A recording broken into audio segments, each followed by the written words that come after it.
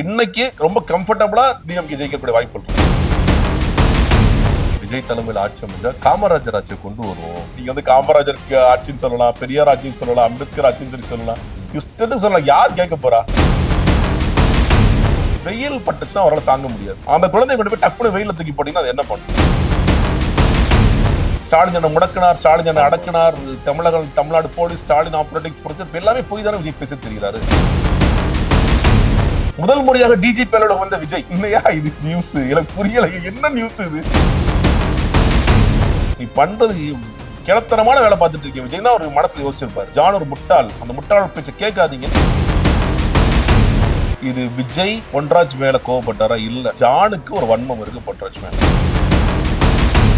ஒரு பெண்ணுக்கு ஒரு பிரச்சனைனா வந்து நிப்பார். பெண்ணுக்கு பிரச்சனை தான் நிப்பியா, பொண்டாட்டி பிரச்சனை நிக்க மாட்டேன். பர்சனல் டாக்ல தான் ஆரம்பம். முதல் ஸ்டேட்மெண்ட் பர்சனல் டாக் தான். அரசியல் இதெல்லாம் பேசவே மாட்டான். என்டிஏவிற்கும் தமிழ்நாட்டிற்குமான போர் அப்படின்னு முதலமைச்சர் சொன்னதை அவர் ரொம்ப மட்டுப்படுத்தி இதென்ன டெல்லி பாராளுமன்ற தேர்தலான்னு கேட்கும் பொழுது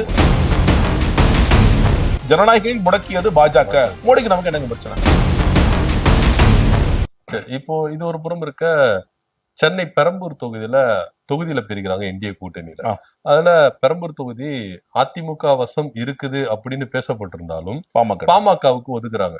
ஏன்னா நீங்க பெரம்பூர் தொகுதியில எடுத்தீங்கன்னா 50% தலித் வாக்குகளும் சிறுபான்மையின வாக்குகளும் சேர்ந்து இருக்கு. பாமகவுக்கு ஒரு உள்கட்டமைப்பு பெரம்பூர் தொகுதியில இல்லாதனால பெரம்பூர் தொகுதியை பாமகவுக்கு ஒதுக்குறாரு எடப்பாடி பழனிசாமி. ஒருவேளை விஜய் ஜெயிக்கணும் அப்படின்றதுக்காகவே ஜெயிக்க வேண்டிய தொகுதியை அதிமுக பாமகவுக்கு விட்டு கொடுக்குதா, விஜய்க்காக விட்டு கொடுக்குறாங்களா அப்படின்ற ஒரு கேள்வியும் எழும்புது. இல்லங்க, ஸ்டில் அதிமுக அந்த ஜெயிப்பாங்களான்னு தெரியல. திமுக தான் நம்ம ஜெயிக்கிறதுக்கான வாய்ப்புகள் இருக்கு நான் பார்க்கிறேன்.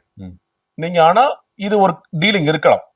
விஜய்க்காக இந்த டீலிங் செஞ்சு கொடுக்கறதாக இருக்கலாம். ஏன்னா நீங்க பொதுவாக நீங்க நகரங்கள்ல இப்ப சென்னையில அதிகமாக திமுக தான் நிற்கிறதுக்கு முயற்சி பண்ணுவாங்க. நீங்க மற்ற கூட்டணி கேட்டாலும் வேளச்சேரி மட்டும் காங்கிரஸ் கொடுத்தாங்க. நீங்க பல நேரங்களில் எல்லாருமே எழுதி அட்லீஸ்ட் ஒரு தொகுதியை எங்களுக்கு கொடுங்க அப்படின்னு சொல்லி கேட்பாங்க. எல்லா கட்சிகளுமே கேட்பாங்க. சென்னையில எங்களுக்கு ஒரு தலைநகரத்தில் எங்களுக்கு ஒரு தொகுதி ஆனா கொடுக்க மாட்டாங்க. ஏன்னா எங்களோட ஸ்ட்ராங் ஹோல்டு, எங்களோட பேஸ் இது. நீங்க ரொம்ப காலமாகவே நீங்க கேடிசின்னு சொன்னீங்கன்னா காஞ்சிபுரம், திருவள்ளூர், சென்னை, செங்கல்பட்டு இது நாலுமே நாங்க தான் வந்து ரொம்ப ஸ்ட்ராங் ஹோல்டா இருக்கும். அது மாநகராட்சி உள்ளாட்சிகளாக இருக்கலாம், இல்ல வந்து சட்டமன்றமா இருக்கலாம், நாடாளுமன்றமாக இருக்கலாம். அப்படிங்கிறதா நம்ம எழுதப்படாத விதியாக இருக்கு.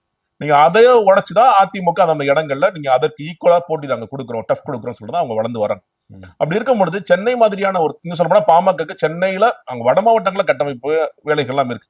இந்த இடங்கள்ல அவங்களுடைய சமூக ரீதியாக வாக்கு சதவீதம் கிடையாது.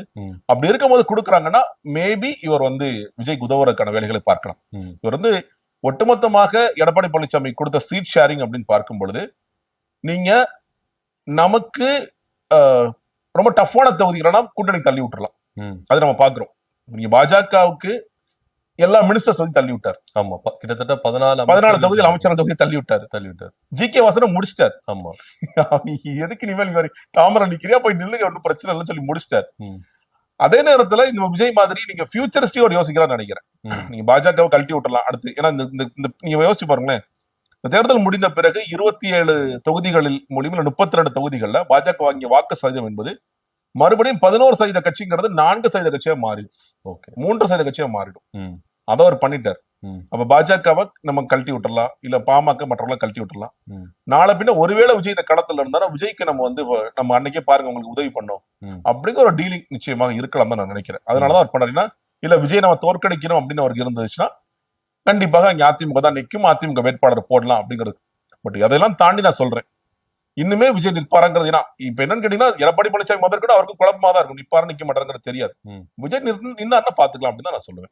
இது வேணா இப்படி எடுத்துக்கலாமா, ஆஃப்டர் எலெக்ஷன் விஜய் என்டிஏ கூட்டணிக்குள்ள வர்றதுக்கு விஜய் எம்எல்ஏவா இருக்கணும் அப்படின்றதுக்காகவே பாஜக இந்த மாதிரி முயற்சிகளை ஏற்படுத்திச்சு அப்படின்னு எடுத்துக்கலாமா?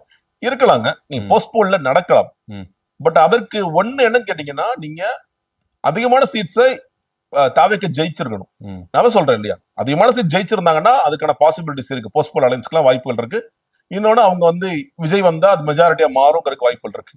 பட் அதற்கான சயின்ஸ் எதுவும் தெரியல. இன்னைக்கு ரொம்ப கம்ஃபர்டபுளா டிஎம்கே ஜெயிக்கக்கூடிய வாய்ப்புகள் இருக்கு. இன்னைக்கு இருக்கிற பொசிஷன்ங்கிறது வேறையா இருக்கு. என்டிஏ கூட்டணியோ இல்ல விஜயோ நீங்க வந்து என்டிஏ கூட்டணி வாக்கள் வாங்குவாங்க, நம்பர்ஸ் வாங்குவாங்க. பட் விஜய் எனக்கு பொறுத்த வரைக்கும் வந்து பெர்சன்டேஜ் மட்டும் தான் வாங்குவாரே தவிர நம்பர் சீட் கன்வெர்டபிலிட்டி பெர்சன்ட் நடக்கவே நடக்காது. அதுதான் நடக்கும். அப்படி இருக்கும்போது போஸ்ட்போல் அலைன்ஸ்ல என்ன பெருசா கான்ட்ரிபியூஷன் விஜயால கொடுத்துட முடியும். பட் இவங்களுக்கு ஒரு கணக்கு இருக்கலாம். இப்ப விஜய் சொல்ற மாதிரி விஜய் ஆதவர்ஜனா சொல்ற கதைகள் மாதிரி இவங்கள்ட்ட சில பேர் கதைகள் சொல்லலாம். சார் விஜய் சில இடத்தை ஜெயிச்சிருவாரு, சில சர்வே பாக்குற 2-8 சீட் ஜெயிப்பாரு, அப்ப நம்ம சில சீட் ஜெயிச்சா மெஜாரிட்டிக்கு விஜய் கூப்பிட்டுக்கலாமா, அதுக்கு யூஸ்ஃபுல்லா இருக்குங்கிற கணக்குகள் அரசியல இருக்கதான் செய்யும். ஓகே, இப்ப ஆதவர்ஜனா வந்து காங்கிரஸ்ல இருந்து ஒரு மூத்த தலைவர் செல்வம் அவர்கள் போய் சேர்ந்திருக்காரு. சேர்ந்த உடனே சொல்றாரு ஆதவர்ஜனா, தாவேகா தலைமையில், அது விஜய் தலைமையில் ஆட்சி அமைஞ்சா காமராஜர் ஆட்சியை கொண்டு வருவோம், எங்களுடைய கொள்கை வந்து காங்கிரஸுக்கும் எங்களுடைய கொள்கை வந்து வேறுபாடுல இல்ல, எல்லாம் ஒரே கொள்கை தான் அப்படின்னு சொல்றாங்க. உண்மையிலேயே கொள்கை இல்லாத ஒரு கட்சி தாவேகா கட்சி. எது வேணாலும் சொல்லலாங்க. நீங்க வந்து காமராஜருக்கு ஆட்சின்னு சொல்லலாம், பெரியார் ஆட்சின்னு சொல்லலாம், அம்பேத்கர் ஆட்சின்னு சொல்லலாம், இஷ்டத்துக்கு சொல்லலாம். யார் கேட்க போறா? நீங்க உங்களுக்கான கொள்கைன்னு ஒண்ணு எழுதி கொள்கை தலைவர்கள் கொள்கை வழிகாட்டின்னு சொல்லிட்டீங்க. இன்னொன்னு, இந்த காமராஜர் ஆட்சினா எனக்கு புரியவே இல்லை. இது வந்து காங்கிரஸ் சொல்றாங்க, ஜி.கே. வாசன் சொல்றாரு, சில இடங்கள் பாஜக கூட சொல்றாங்க காமராஜர் ஆட்சி நான் கொண்டு வரும்னு சொல்லிட்டு. இவங்களுக்கு காமராஜர் என்ன தெரியுமா தெரியாதா, இல்ல சும்மா எல்லாரும் அந்த டேர்ம் யூஸ் பண்றாங்க, நம்மளும் அந்த டேர்ம் யூஸ் பண்ணிட்டு போலாம் நினைக்கிறாங்களாங்கிறது தெரியல.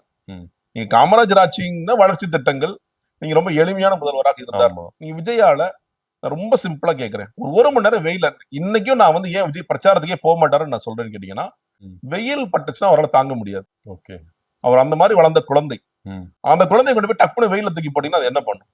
சாயந்தரம் வெயிலா கூட விட்டமின் டி வாங்கும். காலையில இருந்து வெயில நிக்க சொன்னா என்ன பண்ணும்? அப்ப அவருக்கும் காமராஜருக்கு என்ன சம்பந்தம்? நீங்க வந்து முழுக்க முழுக்க காமராஜர் வந்து களத்திலே இருந்திருப்பாரு, மக்களுக்காக வேலை செஞ்சிருப்பாரு.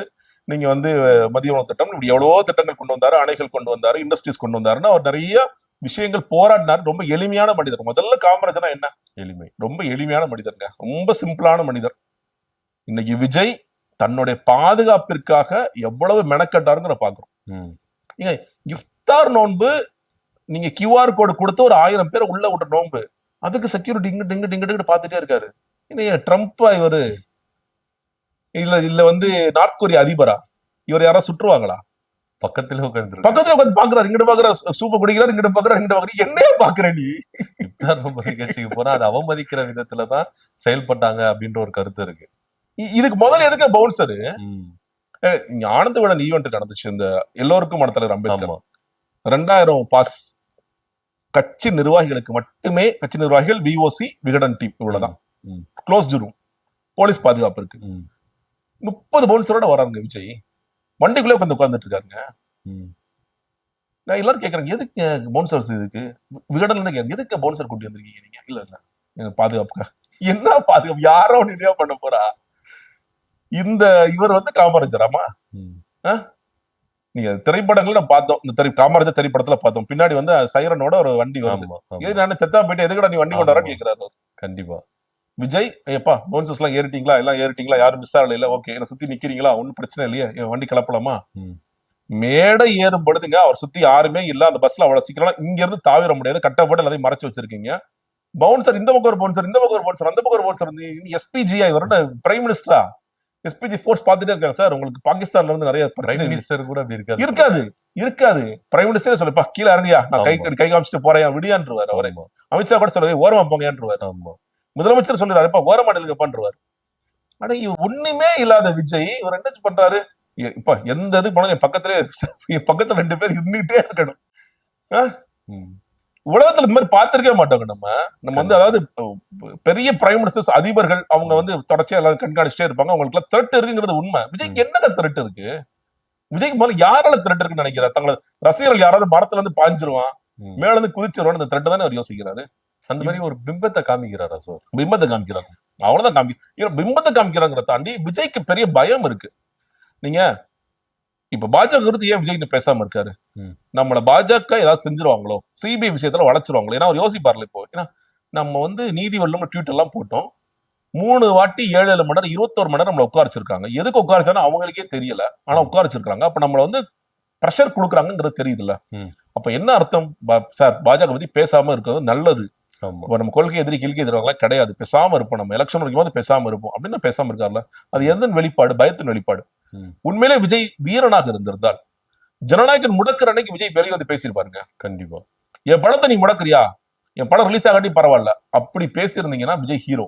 நான் சொன்னேன்ல, வரலாற்றுல இவ்வளவு வாய்ப்புகளை எந்த ஒரு தலைவருக்கும் வழங்கியதே கிடையாது வரலாறு. விஜய்க்கு அத்தனை வாய்ப்புகள் வந்துச்சு, எதையுமே விஜய் எடுத்துக்க தயாராக இல்லை. அப்போ பயம் எங்களுக்கு வந்து சிபிஐ பார்த்தா பயம், சிபிஎஃப்சி பார்த்தா பயம், பாஜக பார்த்தா பயம், என் தொண்டனை பார்த்தா பயம். இப்படி வாழ்ந்துகிட்டு இருக்கவருக்கும் காமராஜருக்கும் என்ன சம்பந்தம்? ஆதவர்ஜனா 1000 பேசுவார். நாளைக்கு அவர் என்ன வேணாலும் பேசுவார். எங்க தலைவர் மாதிரி உலக தலைவர்கள் யாருமே இல்லைன்னு சொல்லி கூட பேசுவார். அவர் தான் அடுத்த எம்ஜிஆர் சொல்லி பேசுவாரு. பேசட்டு ஒரு மாசம் ஒரு வழி இல்ல, நம்ம காது வலிச்சாலும் கேட்டுட்டு இருப்போம், அவ்வளவுதான். இப்ப சமீபத்துல ஏஎன்எஸ் நிறுவனம் ஒரு சர்வே ஒண்ணு வெளியிட்டாங்க. அதுல டிவிகே கூட வாக்கு சதவீதம் சிட்டிக்குள்ளதான், சிட்டியை தாண்டினா உங்களுக்கு வந்து இல்லவே இல்லை அப்படின்ற ஒரு சர்வே லிஸ்ட் ஒண்ணு கொடுத்தாங்க. இது உண்மையிலேயே அவங்க சொன்ன மாதிரி சிட்டிக்குள்ளதான் இவங்களுக்கு வந்து மேக்கப் பண்றதுக்கான வாக்கு வங்கி இருக்கு, சிட்டியை தாண்டினா இல்லவே இல்லை அப்படின்றது உண்மை? டவுன்லயே இல்லைங்க. நீங்க விஜய் போனா கூட்டம் வருங்க. எந்த ஒரு டவுனுக்கு போனாலும் எந்த ஒரு கிராமத்துக்கு போனாலும் விஜய் பார்க்கறதுக்கான கூட்டம் வரும். நான் புதுக்கோட்டையில் தான் நான் இருக்கேன், உங்களுக்கு தெரியும், பெரும்பாலும் நான் புதுக்கோட்டையில் தான் இருக்கேன். என்னால தாவேக்க பார்க்கவே முடியல. தாவேக்கோட கட்சி கொடியவோ தாவேக்கோட செயல்பாடுகளையோ தாவேக்கங்கிறத பார்க்கவே முடியல. நீங்க அட்லீஸ்ட் இந்த புசியான் சொல்லுவார்ல 10 கார் போனா 4 கார் கொடி கட்டின கார், அந்த மாதிரிலாம் நான் புதுக்கோட்டையில பார்த்ததுல வேற பல நகரங்களுக்கு நான் போயிட்டு தான் இருக்கேன், டிராவல் பண்ணிட்டே தான் இருக்கேன். எந்த ஒரு நகரத்திலையும் பெருசா விஜய் பத்தி பேச்சு, விஜய் அதெல்லாம் இன்னைக்கு சுத்தமா இல்லை. அதுவும் இந்த சமீபத்திய அந்த ஒரு வாரம் தேர்தல் அறிவிப்பு வந்த பிறகு நான் பாக்குறேன், என்ன சார் விஜய் இவ்வளவு மோசமா இருக்காரு, 10 நாளா என்ன சார் பண்ணுவாரு, அவர் வீட்டுல உட்காந்துட்டு இருக்காரு, எலெக்ஷன் அறிவிச்சாச்சு, இப்பதான் இவ்வளவு நாள் ஸ்டாலின் இப்ப எல்லாரும் என்ன செய்யறாங்க, அவர் சொன்னதெல்லாம் பொய் தானே. இப்போ ஸ்டாலின் என்ன முடக்கினார், ஸ்டாலின் என்ன அடக்கினார், Tamil Nadu police, Stalin operating procedure எல்லாமே பொய் தானே விஜய் பேச தெரிகிறாரு. இப்ப யாரையும் முடக்கவே இல்லையா, யாரையும் முடக்கலையா சொல்லி இப்ப ஆதவர்ஜன பேட்டி கொடுக்குறாருல, எங்க அண்ணன் வந்து வந்துருவாரு, ஆனா வராம யாரும் வர சொல்ல வேண்டியதானே, யாரையா உன்ன முடக்குறா. நான் என்ன சொல்றேன், 10 நிமிஷம் நீலாங்கரை விட்டு கீழே வாப்பா, நீ சும்மா வாக்கியாவது போயிட்டு வா, அப்படி இப்படி போயிட்டு வாங்க. முதல்ல செக்யூரிட்டி இருக்காங்களே, மேல 4 பேரை வாட்ச் பண்ண சொல்லுங்க, கீழே 4 செக்யூரிட்டியோட போயிட்டு வாங்க, கொஞ்ச தூரம் வாக் பண்ணுங்க, 4 பேர் போய் பாருங்க. அது கூட பண்ற உங்களுக்கு என்ன தயக்கம், நீங்க எதுவுமே இல்லைங்க. நீங்க எங்க வேணாலும் நீங்க போலாங்க. நீங்க வந்து இந்த வேன் பிரச்சாரம் நீங்க அதுக்குதான் சொல்லி கேட்கணும். ஒருவேளை பரம்பரை நடிக்கலாம் வச்சுக்கோங்களேன், நான் வீடு விட போறதுக்கு அவரை வந்து பர்மிஷன் வாங்கணுமா? இல்ல, யார் வேணாலும் போலாம் கண்டிப்பா. ஆனா விஜய் போவாரா? போக மாட்டார். போன கூட்டம் வந்துரும் பாரு.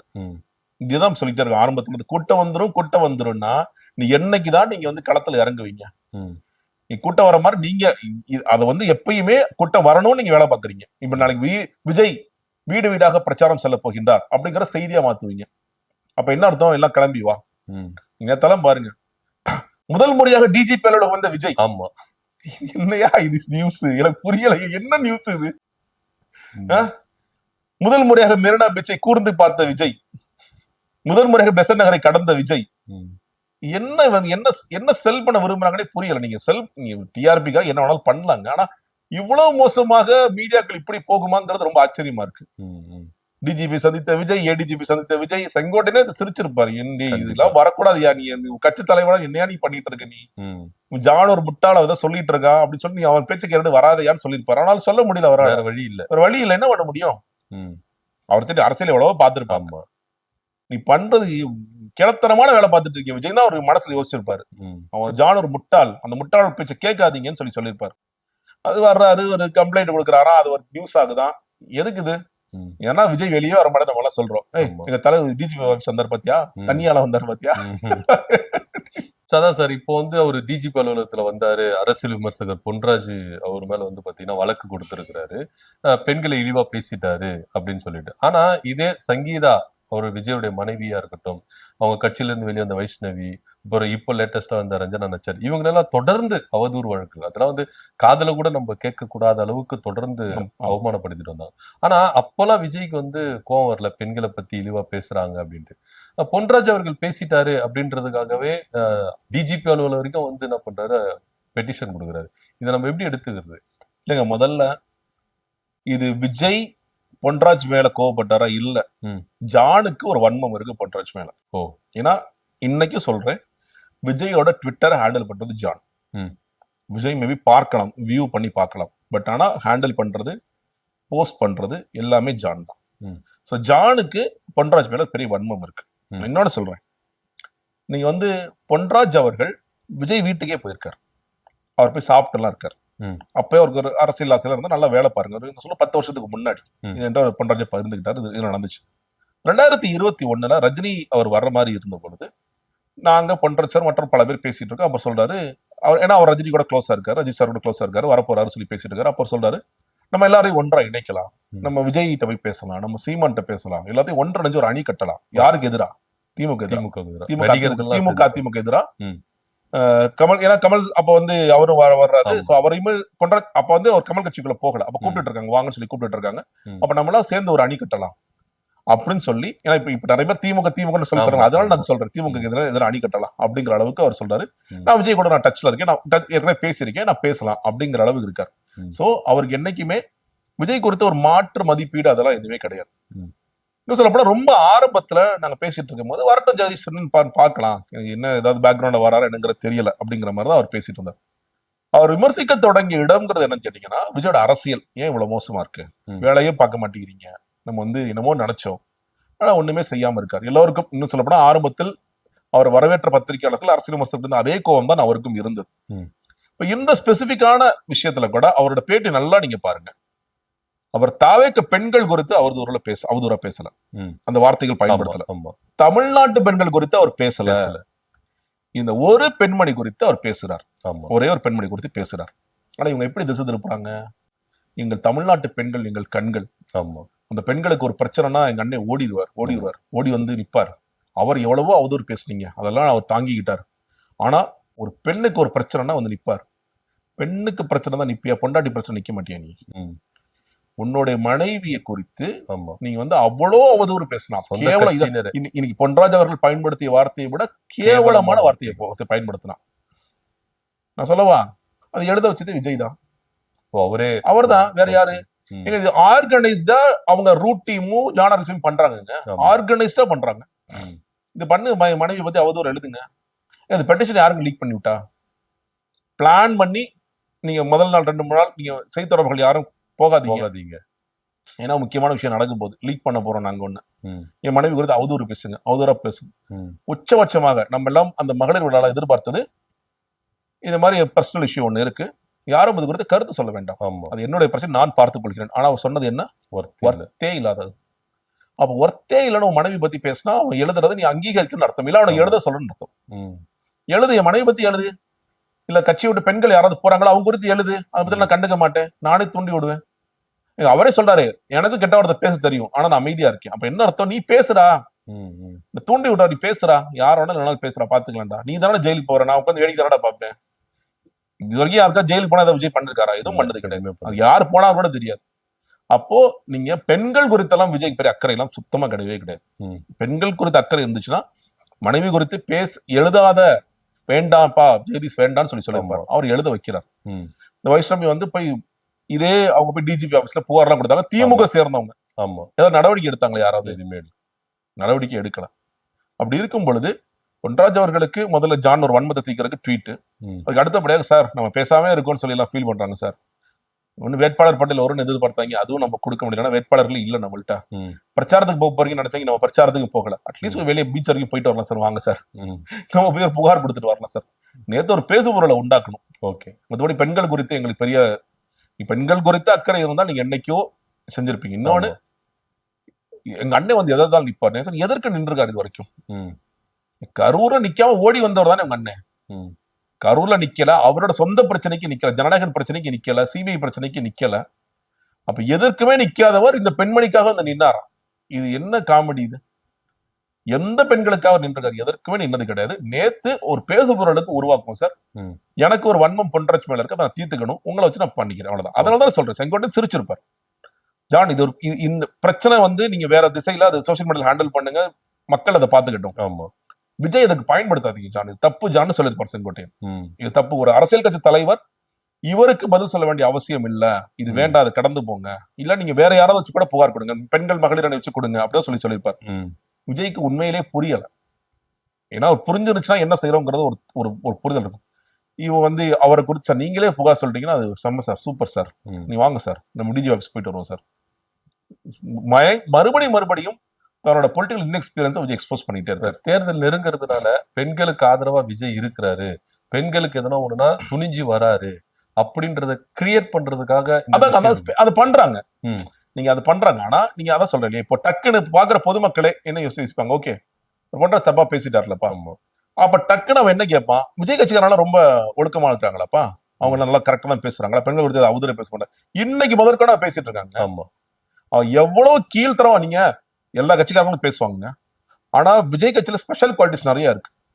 எவ்வளவு வேணாலும் ஹிட்டிங் பிலோ த பெல்ட் பண்ணுவான். ஏன்னா அவன் அப்படிதான் வளர்ந்தான். நீ மற்ற கட்சிக்காரங்க அரசியல் ரீதியான சண்டை வரும், ஒரு ஸ்டேஜ்ல என்ன பண்ணுவான், பர்சனல் அட்டாக் அதை மாத்துவான். ஆனா இவன் ஆரம்பிக்கிற இடமே நான் ரசிகர் சண்டையில ஆரம்பிச்ச இடம். அப்ப ரசிகர் சண்டைக்கும் போது அவதூறு தான் ஆரம்பி, ஹிட்டிங் பிலோ த பெல்ட் தான், பர்சனல் அட்டாக் தான் பண்ணுவேன். பர்சனல் அட்டாக்ல தான் இவன் ஆரம்பம். முதல் ஸ்டேட்மெண்ட் பர்சனல் அட்டாக் தான் பண்ண, அரசியல் இதெல்லாம் பேசவே மாட்டான். ஓகே. சோ அப்படியே வளர்ந்த கூட்டம் இது. அந்த கூட்டத்திற்கு எவ்வளவு வேணாலும் கேவலமாக பேச தெரியும். அது குறித்து இன்னொன்னு சொல்றேன். அந்த பெண்மணி பேசினாங்க. இன்னொரு பெண்மணி வந்து எனக்கு என் வீட்டுக்காரோட விஜய் தான் பிடிக்கும் சொல்லி சொன்னாங்க. கரூர்ல இருக்கிறவங்க உச்சபட்சமாக என் குழந்தைகள் இருந்தாலும் பரவாயில்ல அப்படின்னு சொல்லி சொன்னாங்க. இது குறித்தெல்லாம் விஜய் வரைக்கும் கருத்து தெரிவிச்சிருக்காரா? இல்ல. தங்கச்சி அதை மாதிரி நீ பேசப்படாதுப்பா, நான் வந்து அக்காவா இருக்கேன், தங்கச்சியா இருக்கேன், மனைவியா இருக்கேன், அது தப்புமா அப்படின்னு விஜய் என்னைக்காவது பேசியிருக்காரு? பொதுவாக நிறைய பேர் பேசுற கருத்துக்கலாம். விஜய் என்ன சொன்னாரு, நீங்க எல்லாம் வீட்டுல இருக்கிறவங்க மிரட்டுறீங்க, சூப்பர் மிரட்டுறீங்க, தொடர்ச்சியா தூண்டி விடுற வேலையை பாக்குறாரு. நீ அரசியல் மயப்படாம தொடர்ச்சியா இன்னொரு பொண்ணு எக்ஸ்ட்ரீமா என்ன பண்ணுச்சு, தூய்மை பணியாளர்கள் குப்பை பொறுக்கிறவன் என்ன பண்ணா, அவன் என்ன பண்ணான்னு சொல்லி பேசு. ஆனா அதே பெண்மணி இன்னொரு செய்தியாளர் வந்து மன்னிப்பு கேட்டுச்சு. அது மன்னிப்பு கேட்டுச்சு, அது புரிஞ்சுக்கிச்சு அரசியல் மயம். விஜய் உண்மையில் செய்திருக்க வேண்டிய இடம் அதுதான். அந்த பொண்ணு அப்படி பேசினா யார் குறித்தும் அவதூறு பேசாதீர்கள், கண்ணியமாக அரசியல் பேசுங்க, அரசியல் சண்டை எவ்வளவு வேணாலும் போடுங்க, ஆனா யார் குறித்தும் அவதூறு பேசாதீர்கள். நான் பொதுவா சொல்றேன், நிறைய நான் பாக்குறேன் அப்படிங்கிறதுனா நீங்க சரியான தலைவர். இந்த மாதிரி ஒரு ரொம்ப ஸ்பெசிஃபிக்கா கூட போக வேண்டாம். இந்த மாதிரி பொண்ணு பேசினாங்க, அக்கா தங்கச்சியா இருப்பேன், அது கூட நம்ம சொல்ல வேண்டிய அவசியம் இல்லை. இதை என்னைக்காவது விஜய் பேசியிருக்காரா? பேசவில்லை. ஏன்னா அதை என்கரேஜ் பண்றாரு. தொடர்ச்சியா பேசணும் சார், அப்படிதான் சார் இருக்கும், அப்படிதான் சார் நம்மள வந்து நம்ம தக்க வச்சுட்டே இருக்க முடியும், அதெல்லாம் நீங்க பண்ணட்டும் சார்னு சொல்லி ஒரு பக்கம் என்கரேஜ் பண்றாரு. இன்னொரு பக்கம் இந்த பெண்மணிக்காக பேசணும். அந்த பெண்மணி யாரு கூட விஜய்க்கு தெரியாது. அந்த பெண்மணி யாரும் கூட தெரியாது. நீங்க சார் ஒண்ணு பண்ணுவோம் சார் சும்மா அப்படிங்கிற வேலைகளை ஒரு பேசு பொருளாக இருப்பதற்கும் விஜய் தான் வந்து பாதுகாவலர்னு ஒரு உருவாக்குறதுக்கும் செய்யப்பட்ட ஒரு வித்தை. பொதுமக்கள் அது நிச்சயமா புரிஞ்சுக்குவாங்க. ஓகே, பெண்களின் வாக்க வந்து சம்பாதிக்கணும் அப்படின்றதுக்காக விஜய் இப்படி பண்ணாரு. ஆனா இன்னைக்கு அதுவே பேசும் பொருளா இருக்கு. விஜய்க்கே அது நிச்சயமா திரும்புங்க. ஏங்க இன்னைக்கு நான் சொல்லல, விஜய் சறுக்கிய இடங்கள் நீங்க அடுக்குனீங்கன்னா கரூர், அடுத்ததாக வந்து நீங்க சிபிஎஃப்சி, ஜனநாயகன், சிபிஐ பிரச்சனைகள், உச்சபட்சமாக தன்னுடைய பர்சனலான விவாகரத்து வழக்கு. அந்த விவாகரத்து வழக்கு தான் மக்கள் டக்குன்னு யோசிப்பாங்க, எப்பா நீ ஊர்ல இருக்கவங்களுக்கு எல்லாம் பேசுற தம்பி ரொம்ப நியாயம்தான், உன் மனைவிக்கு நீ என்னப்பா பேசுற, உன் மனைவி உன்னை பத்தி குற்றச்சாட்டு வைக்கிறாங்க, நீ அவங்களுக்கு என்ன பண்ணிட்டு இருக்க, என்ன நீ செய்யலாம்னு அழியிறாக்கு, வீட்டோட வெளியே போற சொல்றன்ட்டு அவங்க சொல்றாங்க, அதுக்கு நீ என்ன செய்ய போற? நீ அவர் பேசுறதை விட நீ செய்யற கொடுமைகள் அதிகமா இருக்கு. பெண்ணுக்கு நீ செய்யற கொடுமை எல்லா என் அக்காவுக்கு தங்கைக்கு ஒரு பிரச்சனைனா களத்துல ஓடி வந்துருவேன். உன் மனைவிக்கு, உன் சொந்த மனைவிக்கு நடந்த பிரச்சனைக்கு என்ன இதற்கு பதில் பேசிருக்க? இன்னைக்கு நீ எப்படி யார் கூட ஊர் சுத்திட்டு இருக்க? அதெல்லாம் மக்கள் யோசிக்க மாட்டாங்களா? யோகியம் வர சொம்பதுக்கு உள்ளவைங்கிறக்காக தான் அதெல்லாம். நீ யோகியனா இருந்து நீ பேசுனீங்கன்னா அது ஓகே. அவரு அவதூறு பேசினாரு, ஏன் நானும் அவதூறு தான் பேசிட்டு இருக்கேன், நான் திடீர்னு வந்து ஒரு புகார் கொடுப்பேன்னா அது எந்த கணக்குல சேர்க்கறதா மக்கள் யோசிப்பாங்க. ஓகே சார், இப்ப நீங்க வந்து தொடர்ந்து டிவிக்குல பயணிச்சிருந்தீங்க. ஐயநாதன் சாரா இருக்கட்டும், நீங்களா இருக்கட்டும், மணிகண்டன் வீராசாமியா இருக்கட்டும், தொடர்ந்து வந்து பயணிச்சீங்க. ஆனா விஜயனுடைய நடவடிக்கை வந்து RSS நோக்கி போகுது, அவருடைய சித்தாந்தம்லாம் அதை நோக்கி தான் போகுது. இதனால நீங்க வந்து வெளிவந்தீங்க. உண்மையிலேயே அது இல்லங்க, நீங்க நான் வெளிவந்த காரணம் நிறைய சொல்லிருக்கேன். நீங்க அரசியலே பேசக்கூடாதுன்னு நினைக்கிற கும்பல் அது. கல்ட்டு பார்ட்டி பிரதர், இங்க பொலிட்டிக்ஸ் பேசாதீங்க. இது பொலிட்டிக்கல் பார்ட்டியே கிடையாது.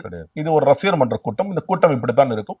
இதை பொலிட்டிக்ஸ் பண்ணக்கூடாது, நம்ம பொலிட்டிக்ஸ் பண்ணாம மாறிடுவான். இப்படிப்பட்ட ஒரு தான் முக்கியமான காரணம். முதல்ல வந்து கொள்கை எதிர்ப்பு விஜய் சொல்லும் போது உண்மையில ஸ்ட்ராங்கா இருக்காரு தான் நான் நினைச்சேன். நீங்க குறிப்பாக ஸ்டாம்பீடுக்கு பிறகு அவருடைய இதுல பெரிய சேஞ்ச் ஆயிடுச்சு.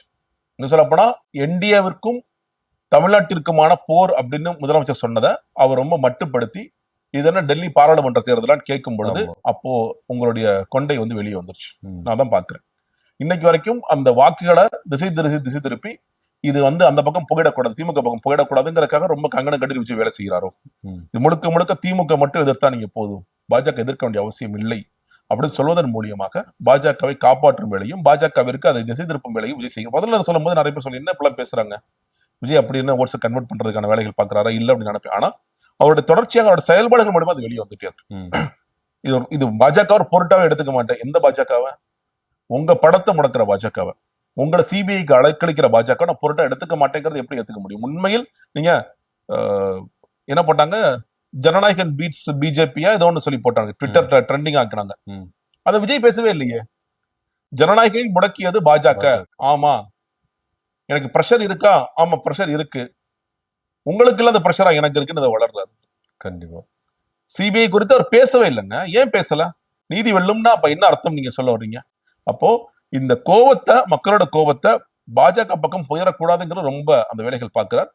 தொடர்ச்சியாக அவருக்கு சித்தாந்தம் நீங்க சொன்னீங்கன்னா ஆர்எஸ் தான், சித்தாந்தமே கிடையாது விஜய்க்கு, பெரிய கொள்கை நிலைப்பாடெல்லாம் கிடையாது. அவர் எப்படி யோசிப்பாரு, மோடிக்கு நமக்கு என்னங்க பிரச்சனை அப்படிதான் யோசிப்பார். அவர் பர்சனலா யோசிப்பார். எனக்கும் அமித்ஷாக்கு நான் அவர் பார்த்தது கூட கிடையாது, அவருக்கு எனக்கு என்ன பிரச்சனை, நம்ம ஏன் அவர் எதிர்க்கணும், அப்படிதான் யோசிப்பார். சித்தாந்த தெளிவு கிடையாது. ஆனா இவர் செய்கின்ற செயல்களால இந்த கூட்டம் அப்படியே மாறுதில்ல, திரும்புதில்ல, அது ஒரு ஆபத்து. அதை விஜய் உணரவே. வேணா இப்படி எடுத்துக்கலாமா, திமுகவை எதிர்த்தா நம்மளுக்கு அங்க இருந்து எந்த ரிஃப்ளெக்டும் வருது இல்ல, ஆனா பாஜகவை கொஞ்ச அளவு எடுத்தாலும் பயங்கரமா ரிஃப்ளெக்ட் வருது. அதனாலே பாஜக நம்ம டச் பண்ண வேண்டாம் அப்படின்ற ஒரு நிலைப்பாடுல இருக்காரா? இல்லங்க, பாஜக அதான் சொல்ல, பாஜக பெரிய பயம் அவருக்கு இருக்கு. ஏன்னா இந்த சிபிஐ வழக்கு இப்ப முடியாது, இது கரூர் ஸ்டாம்பில் ரொம்ப நாளைக்கு போகும். எப்பெல்லாம் தேவையோ அப்பெல்லாம் வந்து கூப்பிடுவாங்க. இப்ப உதாரணத்திற்கு டிடிவி தினகரனும் அன்புமணி ராமதாஸும் இப்படி இந்த கூட்டணிக்குள்ள போறாங்க, சிபிஐ கார்டை தூக்கி வெளியே படுப்பா, ஓடி ஓடி ஓட செல்லக்குட்டின்னு ஓடி முடிச்சிடறாங்கல்ல. அதே மாதிரி விஜய்க்கும் அந்த கார்டு பிளே ஆகிட்டே இருக்கும். அது வந்து 5 வருஷம் நடக்கலாம், 10 வருஷம் நடக்கலாம், யாரு என்ன கேட்க போறாங்க, இன்ட்ரீமா ஏதாவது சொல்லிட்டே இருப்பாங்க கோர்ட்ல, அது பாட்டு நடந்துட்டே இருக்கும். அதுக்கு ரொம்ப பயப்படுறாரு. நம்ம ஒருவேளை ஏதாவது பெரிய பிரச்சனையான நம்ம சார்ஜ் ஷீட்ல நம்ம பேர் சேர்த்துட்டு நமக்கு ஏதாவது சொல்லிடுவாங்களோ அப்படிங்கிற பயம் இருக்கிறது. அதனால டச் பண்ணக்கூடாதுன்னு நினைக்கிறார். சோ அதற்கு என்ன ஹெல்ப் பண்ணணுமோ பாஜக அந்த வேலைகள் தொடர்ச்சியா பார்த்துட்டே இருக்காரு. கொள்கை எதிரன் பேச வேண்டிய இடத்துல கொள்கை எதிரன் பேசாம அதை கடந்து போயிட்டே இருக்காரு. ஓகே, ரொம்ப நன்றி சார். நன்றி.